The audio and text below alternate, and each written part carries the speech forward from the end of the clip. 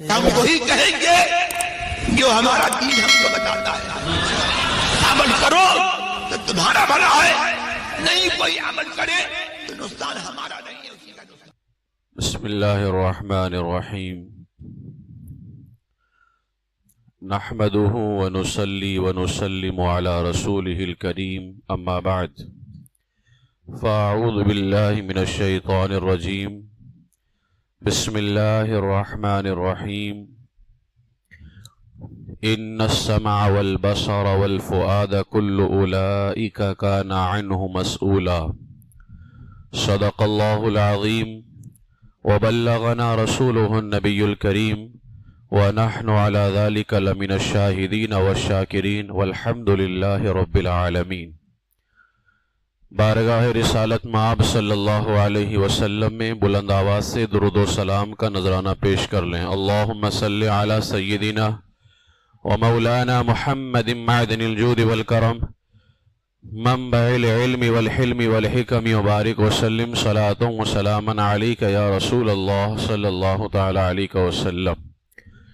نبی اور آل نبی کی بارگاہ میں حصول برکت کے لیے ایک مرتبہ اور پڑھ لیں صلی اللہ علی النبی الامی وآلہ صلی اللہ علیہ وسلم. صلاة و سلاما علیک یا رسول اللہ صلی اللہ تعالی علیہ وسلم. السلام علیکم ورحمۃ اللہ وبرکاتہ.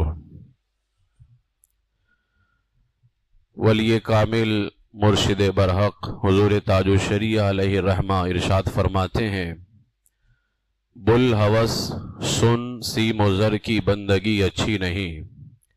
بلحوث کہتے ہیں لالچی شخص کو، اور سیم کا معنی ہوتا ہے چاندی، اور زر کہتے ہیں سونے کو. بلحوث سن سیم و زر کی بندگی اچھی نہیں، ان کے در کی بھیک اچھی سروری اچھی نہیں. سروری کہتے ہیں بادشاہی کو، تو بادشاہی سے ہزاروں گنا بہتر ہے سرکار کے در کی بھیک. بلحوث سن سیم و زر کی بندگی اچھی نہیں، ان کے در کی بھیک اچھی سروری اچھی نہیں. سروری کیا چیز ہے ان کی گدائی کے حضور، ان کے در کی بھیک اچھی سروری اچھی نہیں. ان کی چوکھٹ چوم کر خود کہہ رہی ہے سروری، ان کے در کی بھیک اچھی سروری اچھی نہیں. سروری خود ہے بھکارن بندگان شاہ کی. میرے آقا علیہ الصلوۃ والسلام کے جو غلام ہیں ان کے درباروں میں تو خود سروری بھکارن بنی ہوئی ہے، بھیک مانگ رہی ہے. سروری خود ہے بھکارن بندگان شاہ کی، ان کے در کی بھیک اچھی سروری اچھی نہیں. سروری پا کر بھی کہتے ہیں گدایان حضور، ان کے در کی بھیک اچھی سروری اچھی نہیں. تاج کو کاسا بنا کر تاجور کہتے ہیں یوں، ان کے در کی بھیک اچھی سروری اچھی نہیں. خاک طیبہ کی طلب میں خاک ہو یہ زندگی، خاک طیبہ اچھی اپنی زندگی اچھی نہیں. دشت طیبہ چھوڑ کر میں سیر جنت کو چلوں، وہ سارے کہتے نا مدینہ جانے کی کیا ضرورت ہے، بس کعبہ میں چلے جائیے، جنت البقیع میں چلے جائیے. فرماتے ہیں دشت طیبہ چھوڑ کر میں سیر جنت کو چلوں، رہنے دیجئے شیخ جی دیوانگی اچھی نہیں. جو جنون خلد میں کووں کو دے بیٹھے دھرم، ایسے اندھے شیخ جی کی پیروی اچھی نہیں. عقل چوپایوں کو دے بیٹھے حکیم تھانوی، میں نہ کہتا تھا کہ صحبت دیو کی اچھی نہیں. جو پیا کو بھائے اختر وہ سہانا راگ ہے، جس سے ناخوش ہوں پیا وہ راگنی اچھی نہیں. یہ چند اشعار حضور تاج الشریعہ علیہ رحمت و رضوان ہے. اس میں سرکار صلی اللہ تعالی علیہ وسلم کی نعت بھی ہے اور گستاخان رسول کا رد بھی ہے. آج فتنوں کے دور میں خاص طور سے ہمارے نوجوان اور پھر ان نوجوانوں میں وہ طبقہ جو سوشل میڈیا پر بیٹھا ہوا ہے، ظاہر ہے آج ہر طرح سے سوشل میڈیا پر بیان کرنے والے اور طرح طرح کی باتیں پھیلانے والے لوگ موجود ہیں. اور ہمارا جو نوجوان طبقہ ہے، آپ سنتے ہوں گے ان کے منہ سے سنو سب کی کرو اپنی. یعنی سب کو سننے کا ایک تصور جو آج ہمارے نوجوانوں کے ذہن و دماغ کے اندر ہے، اور ایک چیز یہ کہ خذ ما صفا ودع ما قدرا، یعنی اچھا لے لو اور خراب چھوڑ دو، یہ جو ایک تصور ہمارے نوجوانوں کے ذہن و دماغ کے اندر بیٹھا ہوا ہے، اور کچھ لوگ باقاعدہ طور پر سوشل میڈیا پر اسلامک اسکالر بن کر کے وہ ذہن و دماغ کے اندر ڈال رہے ہیں کہ یہ مولوی حضرات تمہیں سب کو سننے سے منع کرتے ہیں، کہیں تم سب کو سنو گے تو ظاہر سی بات ہے تم حق کو تلاش نہیں کر سکتے ہو، اس لیے سب کو سنو تاکہ حق کو تلاش کرنے کی کوشش کرو، خود قرآن و حدیث پڑھنے کی کوشش کرو تاکہ تمہیں صحیح راستہ مل جائے۔ میں یہاں پر عرض کرنا چاہوں گا کہ یہ جو تصور ہے کہ سنو سب کی اور کرو اپنی، یہ بالکل اسلامی تعلیمات کے خلاف ہے۔ ہاں آپ دنیاوی اعتبار سے لاکھ آپ سنو سب کی کرو اپنی کہتے رہیے، اس سے کوئی فرق نہیں پڑتا ہے، لیکن جب بات نظریات کی آئے، بات اہل سنت کے عقیدے کی آئے، بات اسلامی عقائد و نظریات کی آئے، تو وہاں یہ تصور بالکل ہی اسلام کے خلاف ہے کہ سنو سب کی کرو اپنی۔ جب بندہ مسلمان ہو جائے تو اس کا یہ نعرہ ہو ہی نہیں سکتا ہے کہ سنو سب کی کرو اپنی، بلکہ مسلمان کا تو یہ کہنا ہوتا ہے ہمیں وہی کرنا ہے جو ہمارے اللہ اس کے رسول نے حکم عطا فرمایا ہے۔ یہ مسلمانوں کا نعرہ نہیں ہوتا ہے کہ سنو سب کی اور کرو اپنی، یہ بالکل قرآن و سنت کے خلاف ہے۔ اور آج کے دور میں جب کہ فتنے پھیلائے جا رہے ہوں، ایسے دور میں ہم ہر ایک کا بیان سنتے رہیں، ہر ایک کی کتابیں پڑھتے رہیں، یقیناً یہ ہمارے ایمان و عقیدے کو خراب کر کے رکھ دے گئے۔ میں نے قرآن مقدس کی جس آیت کی تلاوت کی ہے، میں تمہید کے اندر حالات کو اور بہت لے سکتا تھا، لیکن یہاں کچھ چند باتیں میں ضروری حوالوں کی روشنی میں آپ کے سامنے پیش کرنا چاہوں گا۔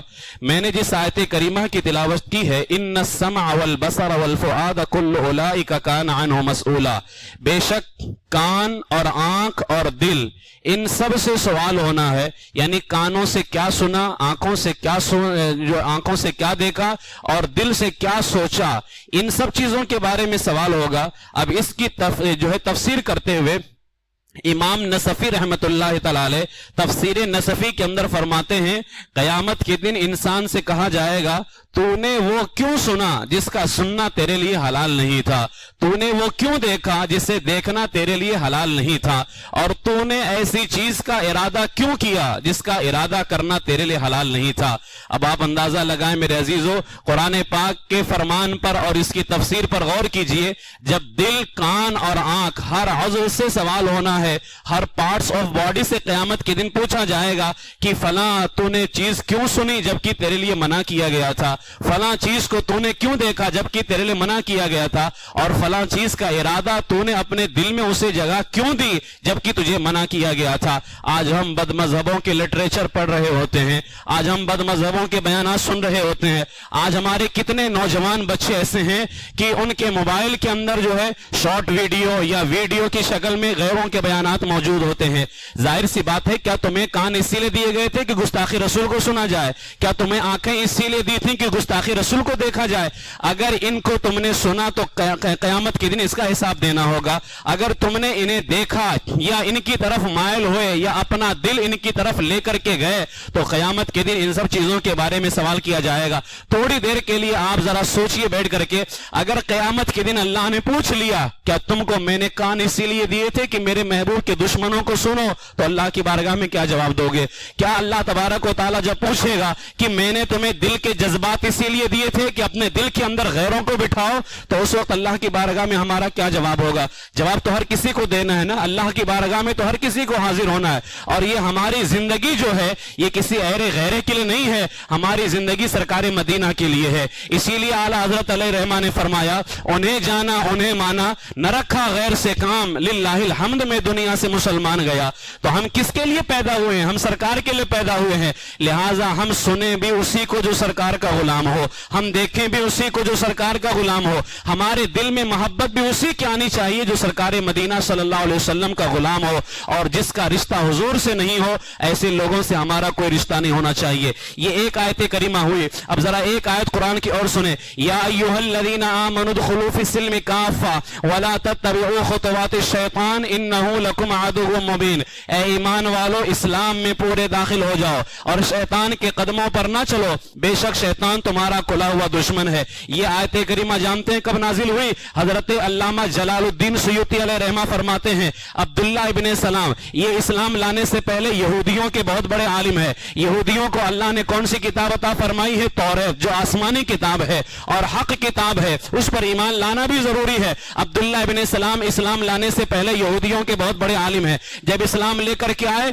इन्होंने हुजूर से इजाजत मांगी, या रसूलल्लाह अगर इजाजत हो तो नमाज में कुछ आयतें कुरान के साथ साथ तौरात की पढ़ लूं, क्योंकि तौरात भी अल्लाह की किताब है। तो जिस तरह हम कुरान की आयतें नमाज के अंदर पढ़ते हैं, अगर आप इजाजत दें तो मैं तौरात की भी कुछ आयतें पढ़ लूं। मेरे आका अलैहिस्सलातु वस्सलाम ने मना फरमा दिया। उस पर यह आयत करीमा नाजिल हुई, या अय्युहल्लज़ीना आमनु उदखुलू फिस्सिल्मि काफ़ा, जब इस्लाम ला चुके हो तो अब इस्लाम में पूरे पूरे दाखिल हो जाओ। यानी अब जब इस्लाम ला चुके तो नमाज में कोई और किताब नहीं पढ़नी है, कुरान मुकद्दस को पढ़ना है। अब आप अंदाजा लगाएं, तौरात क्या किसी गैर की किताब है? तौरात भी तो अल्लाह ही की किताब है, क्या उसे नमाज में नहीं पढ़ा जा सकता था? लेकिन यहूदियों ने तौरात के अंदर बदल दिया था, उन्होंने उसके अंदर रद्दो बदल कर दिया था, तहरीफ कर दिया था। हो सकता था कि कोई बंदा वो पढ़ दे जो तौरात के अंदर है ही नहीं, क्योंकि उसको बदला गया है। लेकिन जहां तक बात कुरान मुकद्दस की है, तो जब अल्लाह ने कुरान को नाजिल किया, फरमाया इन्ना नहनु नज़्ज़लना ज़िक्र व इन्ना लहू लहाफ़िज़ून,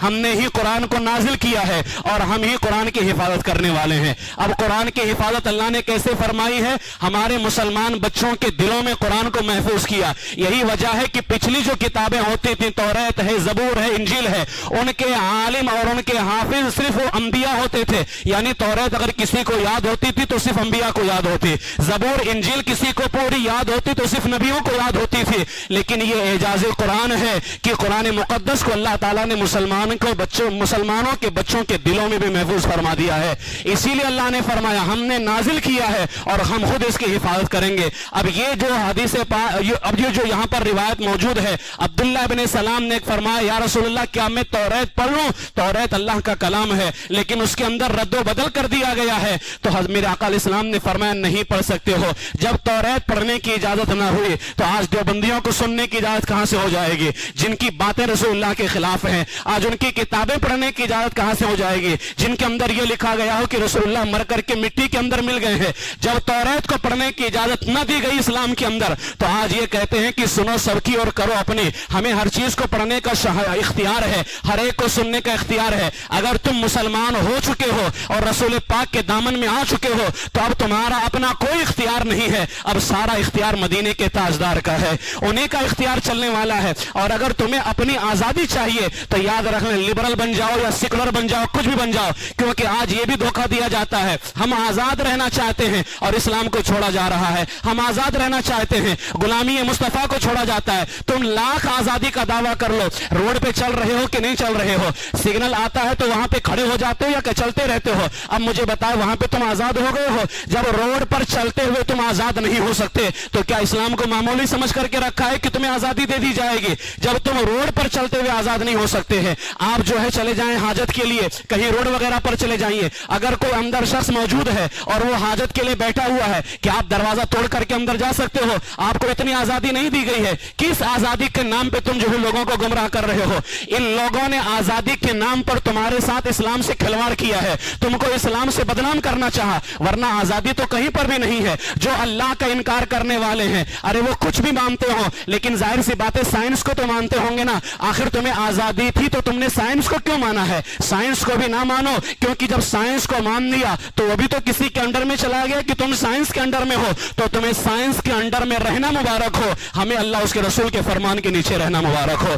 लिहाजा मुसलमानों के ज़हन और दिमाग के अंदर ये गंदगी बैठाई जा रही है कि हम आजाद हैं, हमें अपने एतबार से सोचने का हुक्म दिया गया है। नहीं, हरगिज नहीं, हम मुसलमान हैं, हमारा ताल्लुक इस्लाम से है, हमारा ताल्लुक अल्लाह उसके रसूल से है। और हमने जब इस्लाम कबूल किया था, अल्हम्दुलिल्लाह हमारे माँ बाप, हमारे बाप दादा मुसलमान थे। जब हम पैदा हुए हमारे कान में अजान दी गई तो मुसलमान ने दिया है, हमने आंखें खोली हैं तो मुसलमान के घर में आंखें खोली हैं। अल्लाह का लाख लाख शुक्र एहसान है कि हम शुरू से किसी और के गुलाम नहीं हैं, बल्कि हम हमेशा से रसूल पाक के गुलाम हैं। इसलिए सुनो सबकी और करो अपनी, ये हमारा नजरिया हरगिज नहीं है और ये इस्लाम के खिलाफ नजरिया है। यहां पर एक आयत में और पेश करता हूं, وَإِذَا رَأَيْتَ الَّذِينَ يَخُوضُونَ فِي آيَاتِنَا فَأَعْرِضْ عَنْهُمْ حَتَّى يَخُوضُوا فِي حَدِيثٍ غَيْرِهِ وَإِمَّا يُنْسِيَنَّكَ الشَّيْطَانُ فَلَا تَقْعُدْ بَعْدَ الذِّكْرَى مَعَ الْقَوْمِ الظَّالِمِينَ.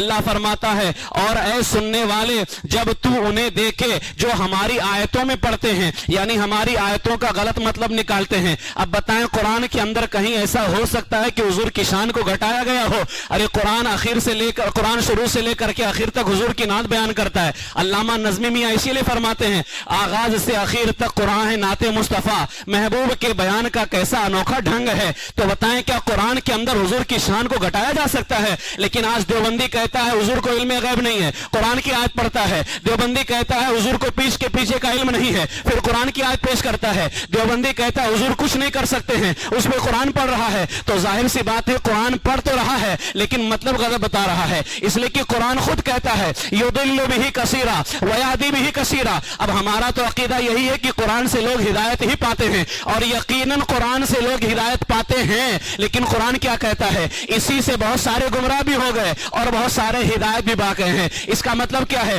قرآن پڑھ کر کے صحیح مطلب نکالنے والا اور سمجھنے والا ہدایت پا گیا اور قرآن پڑھ کر کے غلط مطلب نکالنے والا گمراہ ہو جاتا ہے. ورنہ قرآن سے کون گمراہ ہوتا ہے؟ لیکن قرآن کہہ رہا ہے نا کہ یضل بہ کثیرا ویہدی بہ کثیرا، اسی سے گمراہ بھی ہوتے ہیں، اسی سے ہدایت بھی پاتے ہیں. تو کیا آپ یہ عقیدہ رکھو گے کہ قرآن ہدایت بھی دیتا ہے، قرآن گمراہی بھی دیتا ہے؟ ایسا ہرگز نہیں ہے، بلکہ یہ ماننا ہوگا کہ قرآن پڑھ کر کے مطلب صحیح نکالنے والا ہدایت پر ہوتا ہے اور قرآن پڑھ کر کے مطلب غلط نکالنے والا گمراہی پر ہوتا ہے. اللہ تعالیٰ نے اسی کے بارے میں فرمایا اور اے سننے والے جب تو انہیں دیکھے جو ہماری آیتوں میں پڑھتے ہیں یعنی غلط مطلب نکالتے ہیں، اللہ فرماتا ہے تو ان سے منہ پھیر لے جب تک وہ اور بات میں پڑھیں، اور جو کہیں تجھے شیطان بھلا دے تو یاد آنے پر ظالموں کے ساتھ نہ بیٹھ. یعنی تو ان کے ساتھ ہو گیا تھا، جب تجھے یاد آیا کہ یہ تو قرآن کی آیتوں کا غلط مطلب نکالتا ہے، یہ تو رسول پاک کی شان میں گستاخی کرتا ہے، تو اللہ فرماتا ہے اب ظالموں کے ساتھ نہ بیٹھو. اس آیت کی تفسیر کرتے ہوئے حضرت صدر الافاضل مفتی سید نعیم الدین مراد آبادی فرماتے ہیں اس آیت سے پتہ چلا بے دینوں کی جس مجلس میں دین کا احترام نہ کیا جاتا ہو مسلمانوں کو وہاں بیٹھنا جائز نہیں ہے. اس سے ثابت ہو گیا کفار اور بے دینوں کے جلسے جن کے اندر وہ دین کے خلاف تقریریں کرتے ہیں وہاں جانا جائز نہیں ہے. مجھے بتائیں جب دین کے خلاف تقریر ہو، جس مجلس کے اندر دین کے خلاف باتیں بولی جا رہی ہوں اس دین کے اندر جانا جائز نہیں ہے، تو پھر جس مجلس کے اندر جانا کے حوالے سے گستاخی کی جا رہی ہو وہ جانا میرے آقا علیہ الصلوۃ والسلام جو جانے ایمان ہیں، جانے دین ہیں، اگر انہیں نہ مانا جائے تو نہ ایمان ہو سکتا ہے نہ دین ہو سکتا ہے. تو پھر جن مجلسوں میں سرکار کی شان میں گستاخی کرنے والے موجود ہوں ان مجلسوں میں جانے کی اجازت کہاں سے ہو جائے گی؟ یہ تو قرآن مقدس کی چند آیتیں کریمہ ہوئی. اسی لیے فرمایا گیا ہے کہ بد مذہبوں سے دور رہو اور گمراہوں سے اپنے آپ کو بچا کر کے رکھو، اور ان کی تقریریں سننا حرام ہے، ان کو جو ہے ان کے لٹریچر کو پڑھنا حرام ہے اور ان کی مجلسوں کے اندر جانا حرام ہے. اسی لیے سیدی اعلیٰ حضرت علیہ رحمہ نے فتاوی رضویہ شریف کے اندر عظیم تابعی بزرگ ہیں حضرت سیدنا سعید بن جبیر، حضرت عبداللہ بن عباس کے شاگرد ہیں. دیکھیں قرآن و حدیث کا جو حکم تھا صحابہ کرام رضی اللہ تعالیٰ عنہم نے اس پر عمل کیا، بعد میں آنے والے لوگوں نے عمل کیا اور کیسی سختی کے ساتھ وہ قائم رہتے تھے. سعید بن جبیر جو عبداللہ بن عباس کے شاگرد ہیں یہ جا رہے تھے، راستے میں ایک بد مذہب ملا، اس نے کہا میں کچھ عرض کرنا چاہتا ہوں، فرمایا میں سننا نہیں چاہتا. اس نے کہا ایک کلمہ سن لیجئے، تو حضرت سعید بن جبیر نے اپنا انگوٹھا چھوٹی انگلی کے سرے پر رکھ کر کے فرمایا تو ایک کلمے کی بات کرتا ہے، لا نصف کلمہ، میں تجھ سے آدھا لفظ بھی سننا نہیں چاہتا ہوں. اور حضرت سعید بن جبیر آگے چلے گئے. لوگوں نے کہا حضور کیا وجہ ہے کہ آپ آدھا لفظ بھی سننا نہیں چاہتے؟ تو حضرت سعید بن جبیر نے فرمایا یہ گمراہوں میں سے ہے اس لیے میں اس سے آدھا کلمہ بھی سننا نہیں چاہتا ہوں.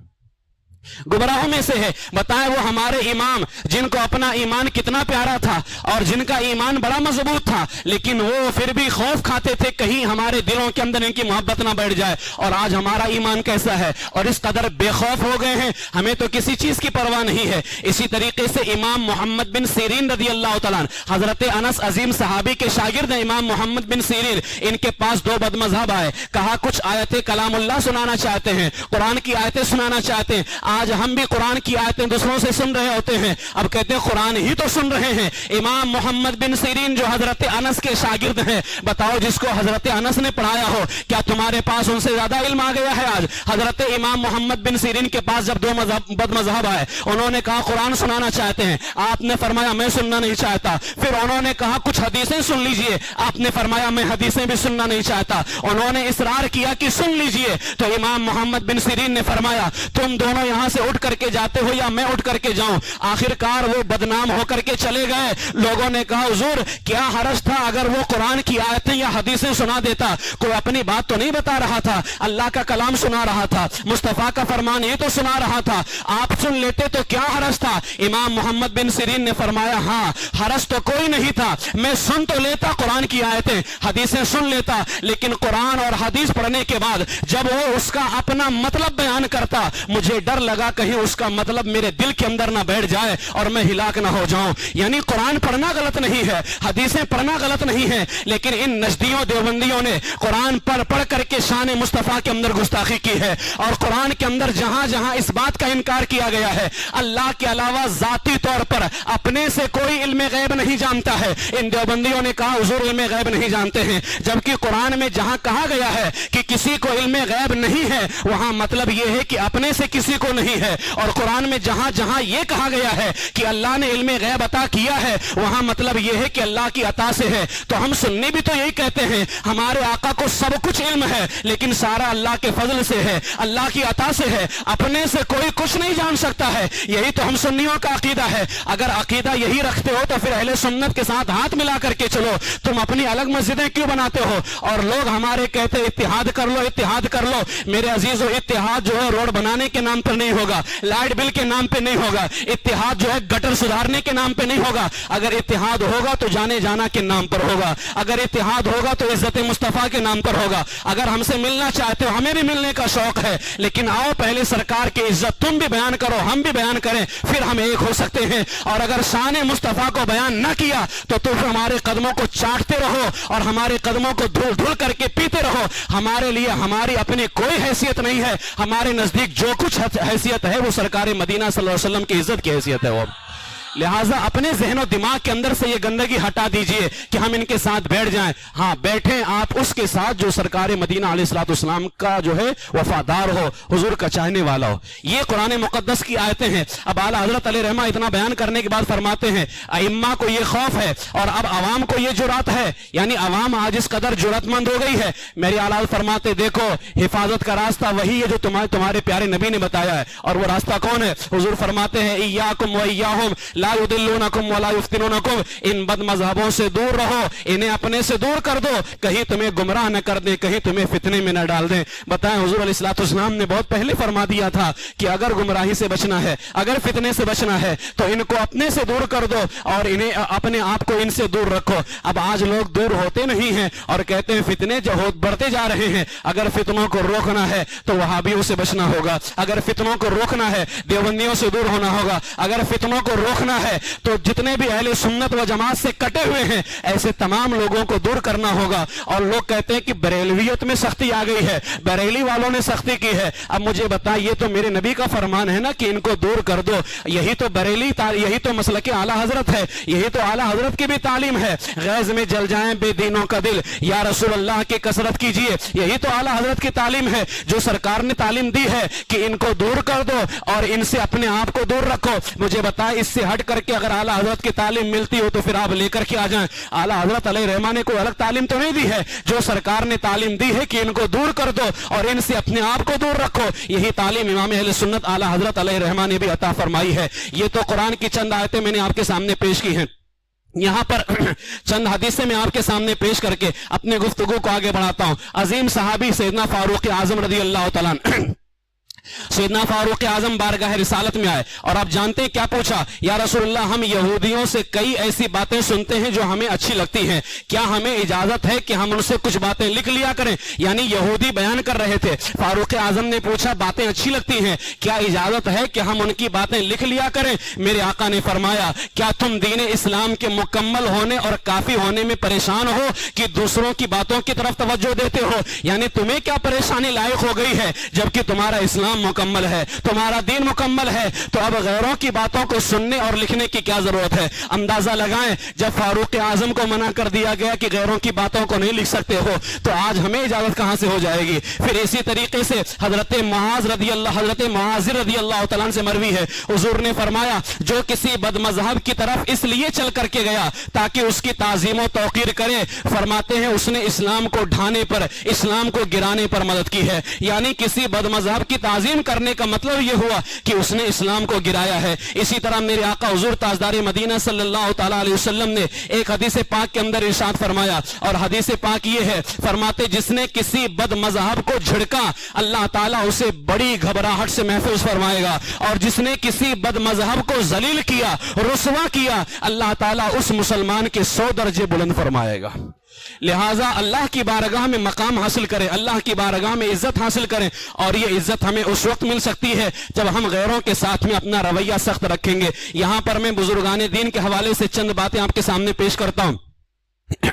جو قرآن و سنت کی تعلیم ہے یہی ہمارے اکابر بزرگان دین کی تعلیم ہے۔ حضرت فضیل بن عیاض رضی اللہ تعالیٰ نے جانتے ہو کیا فرمایا؟ جس نے کسی بد مذہب سے محبت کی اللہ تعالیٰ اس کا عمل ضائع کر دے گا اور اس کے دل سے ایمان کا نور نکال دے گا، اور فرمایا بد مذہب سے محبت کرنا سوائے منافق کی کسی کا کام نہیں ہو سکتا ہے۔ یعنی فرمایا بد مذہب سے محبت صرف منافق ہی کرے گا، سنی کبھی بد مذہب سے محبت نہیں کر سکتا ہے۔ یہ فضیل بن عیاض رضی اللہ تعالیٰ عنہ کا فرمان ہے۔ اور اسی طریقے سے حضرت فضیل بن عیاض نے ایک شخص کو نصیحت کرتے ہوئے فرمایا بد مذہب کے ساتھ بند بیٹھ کیونکہ مجھے تجھ پر لعنت اترنے کا خوف ہے۔ یعنی اگر بد مذہب کے ساتھ بیٹھے گا تجھ پر اللہ کی لعنت اترے گی۔ امام حسن بصری رضی اللہ تعالیٰ عنہ مولا کائنات کے خلیفہ، آپ فرماتے ہیں بد مذہب کے پاس نہ بیٹھا کرو کیونکہ بد مذہب کے پاس بیٹھنا یہ دل کو بیمار کر دیتا ہے۔ حضرت فضیل بن عیاض کا ہی یہ فرمان ہے کہ آپ کے پاس میں آپ نے فرمایا جس کے پاس کوئی شخص مشورہ طلب کرنے آیا اور اس نے اسے کسی بد مذہب کے پاس جانے کو کہہ دیا تو اس نے اسلام کے ساتھ میں غداری کی ہے۔ فرماتے ہیں تم بد مذہبوں کے پاس جانے سے بچو کیونکہ بد مذہب تمہیں حق سے روکتے ہیں۔ اسی طریقے سے حضرت یحییٰ بن ابو کثیر فرماتے ہیں اگر کسی راستے پر بد مذہب سے سامنا ہو جائے تو وہ راستہ چھوڑ کر کے دوسرا راستہ اختیار کرو۔ حضرت سفیان ابن عیینہ فرماتے ہیں جو کسی بد مذہب کے جنازے کے ساتھ گیا وہ واپس لوٹنے تک اللہ تعالیٰ کے غضب میں رہتا ہے، اس لیے بد مذہبوں کے جنازے کے اندر نہ جایا کریں۔ اسی طریقے سے یہاں پر ایک فرمان حضرت سفیان ثوری رضی اللہ تعالیٰ عنہ کا ہے، امام جعفر صادق کے شاگرد ہیں۔ ظاہر سی بات ہے ان سے زیادہ علم تو تمہارے پاس نہیں ہو سکتا ہے۔ آج جو مولوی صلح کلیت پھیلا رہے ہیں اور ہمارے لوگوں کے ایمان و عقیدے کو خراب کرنا چاہتے ہیں تو امام جعفر صادق کے شاگرد سے زیادہ تو تم جانکار نہیں ہو۔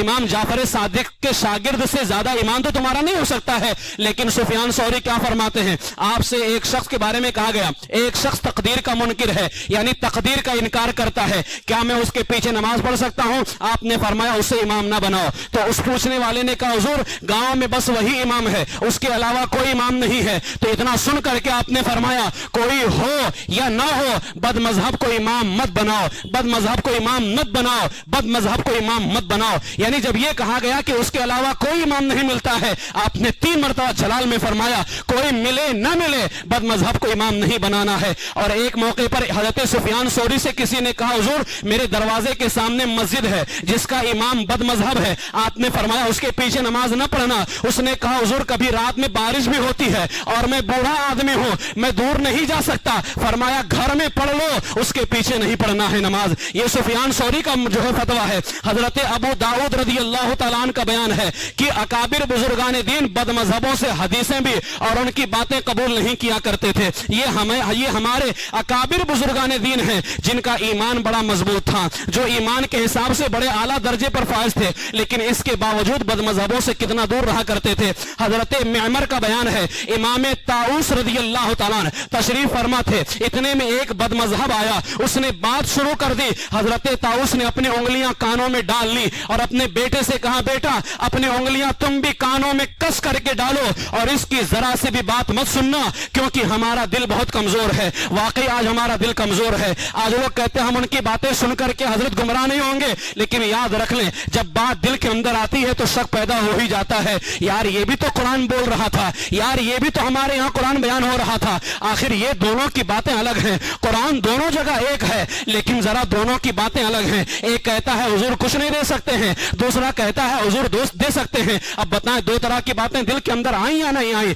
لہٰذا اس لیے غیروں کی باتوں کو سننے سے اپنے آپ کو بچائیں۔ اور امام طاؤس نے کتنا پیارا طریقہ بتا دیا کہ اپنے بیٹے سے کہا کہ کانوں میں انگلیاں کس کر کے ڈال لو، ہمارا دل بڑا کمزور ہے۔ آج ہمارے ماں باپ اپنے بچوں کے موبائل چیک کرتے ہیں کہ چیک کرتے ہیں، کس کی تقریریں سن رہا ہے، کس کے ویڈیوز دیکھ رہا ہے، کس کو پڑھ رہا ہے، آج ہمارے ماں باپ چیک نہیں کرتے ہیں۔ یہ کس کی ذمہ داری تھی؟ یہ ماں باپ کی ذمہ داری تھی کہ اپنے بچوں کو بدعقیدگی اور گمراہی سے بچاتے۔ میرے عزیزو یہی ہمارے اکابرین کا حال رہا ہے کہ ہمارے اکابرین جو ہیں غیروں کو سنا نہیں کرتے تھے۔ یہاں پر وقت کافی ہو رہا ہے، صرف ایک آخری بات میں پیش کر کے اپنے گفتگو کو ختم کرتا ہوں۔ غیروں کی کتابیں آج ہمارے گھروں کے اندر ہوتی ہیں، جو دیوبندیوں نے ترجمہ قرآن کیا ہے آج ہمارے گھروں کے اندر ہم اس کو پڑھ رہے ہیں۔ اب بتائیے صرف ایک مثال پیش کرتا ہوں، قرآن پاک میں اللہ تعالیٰ فرماتا ہے وَوَجَدَكَ ضَالًّا فَهَدَىٰ، اور جو وَوَجَدَكَ ضَالًّا فَهَدَىٰ اس کا ترجمہ اشرف علی تھانوی دیوبندی کیا کرتا ہے؟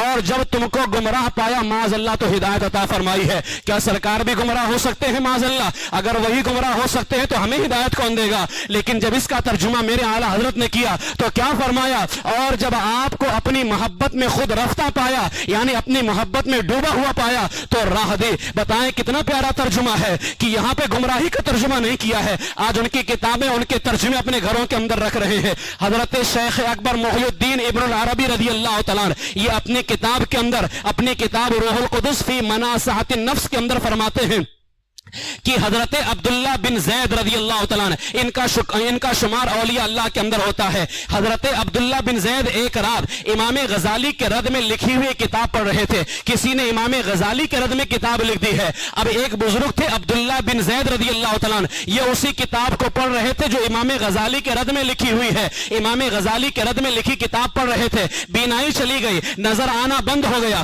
اسی وقت بارگاہ الہی میں سجدہ کیا اور رونے لگے، قسم کھائی اے میرے مولا آئندہ یہ کتاب نہیں پڑھوں گا اور اس کتاب کو دور رکھوں گا۔ اسی وقت آپ کی بینائی واپس لوٹ آئی ہے۔ مجھے بتائیے اگر امام غزالی کے رد میں لکھی گئی کتاب کو اگر کوئی پڑھے تو بینائی چلی جاتی ہے اور اللہ تعالیٰ ناراض ہو جاتا ہے، تو وہ کتابیں جن کتابوں میں میرے آقا کی شان میں گستاخی کی گئی ہے ان کتابوں کو پڑھنا اور قرآن کا وہ ترجمہ جس میں حضور کے بارے میں گمراہ ہونے کا قول کیا گیا ہے اس ترجمے کو رکھنا، کیا یہ اللہ کو راضی کرنے والا ہے؟ ہرگز اللہ کو راضی کرنے والا نہیں ہے۔ حضرت علامہ یوسف بن اسماعیل نبہانی رحمت اللہ تعالی علیہ کون ہے؟ 14ویں صدی کے مجدد ہیں۔ امام احمد رضا بھی 14ویں صدی کے مجدد ہیں لیکن عجم کے ہیں، اور عرب کے مجدد حضرت علامہ یوسف بن اسماعیل نبہانی رحمت اللہ تعالی علیہ ہیں۔ حضرت علامہ یوسف بن اسماعیل نبہانی رحمت اللہ تعالی علیہ کے حوالے سے کسی شخص نے ایک رسالہ لکھ دیا، ان کے خلاف ایک رسالہ لکھا، اور وہ رسالہ جو ہے ایک شخص پڑھ رہے تھے ڈاکٹر سید ابراہیم حسن جو بہت ہی پکے مومن تھے۔ انہوں نے فرمایا کہ کسی شخص نے تعصب کے ارادے سے علامہ یوسف بن اسماعیل نبہانی کے خلاف رسالہ لکھ دیا، اور وہ رسالہ جو ہے ایک مدنی بزرگ تھے مدینہ شریف کے، وہ اکثر حضور کا دیدار کیا کرتے تھے، وہ رسالہ انہوں نے اپنے گھر میں رکھ لیا، انہیں سرکار کی زیارت ہوا کرتی تھی، لیکن جس رسالے کو علامہ یوسف بن اسماعیل نبہانی کے خلاف لکھا گیا تھا اس رسالے کو انہوں نے اپنے گھر میں رکھ لیا۔ جب گھر میں رکھا تو حضور کی زیارت بند ہو گئی، جب کافی دنوں تک حضور کی زیارت نہ ہوئی، پھر کچھ عرصے کے بعد میں ایک دن میرے آقا خام میں تشریف لے کر کے آئے، اور آنے کے بعد میں جب میرے آقا تشریف لے کر کے آئے تو انہوں نے کہا یا رسول اللہ آپ نے مجھے اپنی زیارت سے کیوں محروم کر دیا؟ تو میرے آقا نے فرمایا کیف ترانی عندک ھذا الکتاب الذی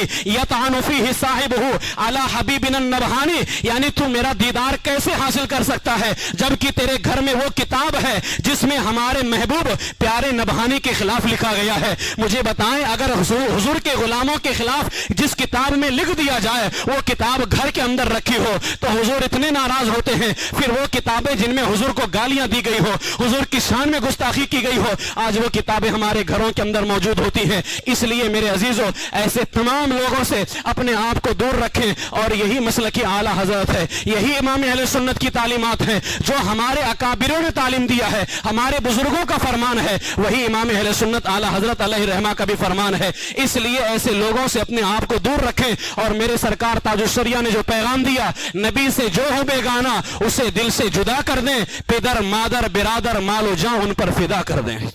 لہٰذا جو حضور کا نہیں وہ ہمارا، جو حضور کا نہیں وہ ہمارا، جو کتابیں حضور کی شان میں لکھی گئی وہ ہماری کتابیں نہیں ہیں۔ لہٰذا ہم تو انہیں جانا انہیں مانا، نہ رکھا غیر سے کام، للہ الحمد میں دنیا سے مسلمان گیا۔